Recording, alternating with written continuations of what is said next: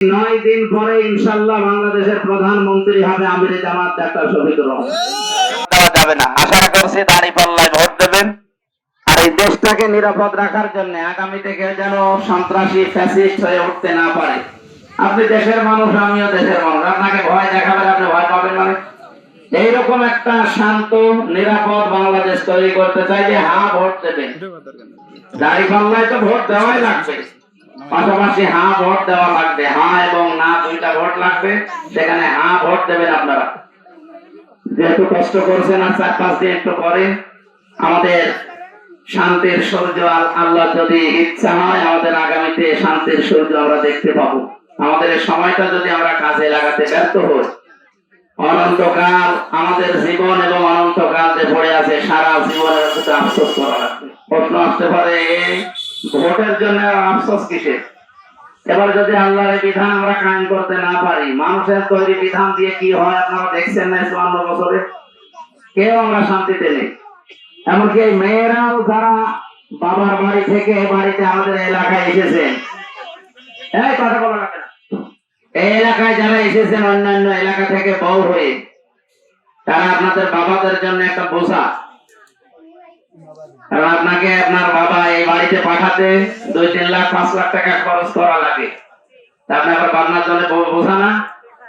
এই বোঝা আমরা হয়ে আর থাকতে চাই না। বাংলাদেশে মেয়েদের, ওই যে মুসলিম দেশে মেয়েদের যেভাবে বিয়ে হয়, বিয়ে হওয়ার সময় আরো মেয়ের বাবাকে টাকা দেওয়া লাগে, আমরা এই সিস্টেমে নিয়ে আসতে চাই। এক্সট্রিম মশার কয়েল প্ল্যান্ট ফাইবার দিয়ে তৈরি, ডেঙ্গু চিকুনগুনিয়া বাহি সহ যে কোনো মশার বিরুদ্ধে দেয় এক্সট্রিম সুরক্ষা। আপনার বিয়ে করার সময় যদি বাবার আরো 2-4 লাখ 5 লাখ 10 লাখ খরচ হয়, তাই আপনি আপনার বাবার জন্য বোঝা এবং বাবার জন্য মানে মন খারাপ করে থাকে, বরদোয়া করে যে জন্ম দিয়ে পাপ করেছি। এখানে এই যৌতুক নামে যে কৌতুক চলছে মানবতার সাথে, এইটা বাংলাদেশ জামাত ইসলামে আসলে তুলে দেবে। আপনারা এটা চান না?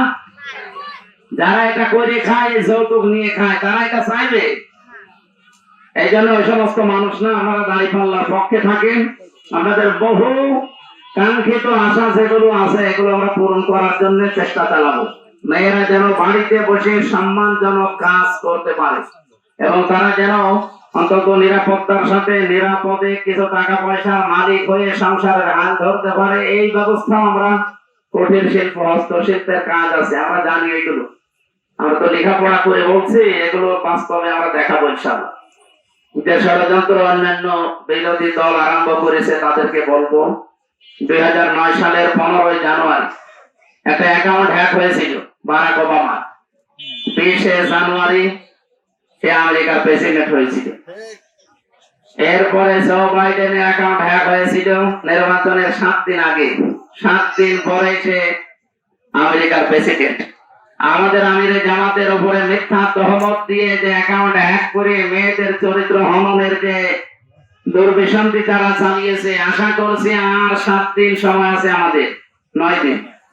এই 9 দিন পরে ইনশাআল্লাহ বাংলাদেশের প্রধানমন্ত্রী হবে আমিরে জামাত ডাক্তার শফিকুর রহমান। কারণ এটা পৃথিবীর ইতিহাস বলে, এর আগে যার যার অ্যাকাউন্ট হ্যাক হয়েছে, মিথ্যা কথা ছড়িয়েছে তাদের নামে, আল্লাহ তাদেরকে ক্ষমতায় বসিয়ে দিয়েছে। আমরাও চাচ্ছি এবং আমরাও দেখবো ইনশাআল্লাহ বাংলাদেশ জামাত ইসলামী আগামী রাষ্ট্র ক্ষমতায়, এবং ডাক্তার শফিকুর রহমানের মতো মানবিক একজন মানুষ, যিনি সবার জন্য মায়া করেন, তার কাছে দল মত জাতি বর্ণ ধর্ম নেই, সবাই তার কাছে সমান। এরকম একজন মানুষ আসলে আপনারা সবাই শান্তিতে থাকতে পারবেন।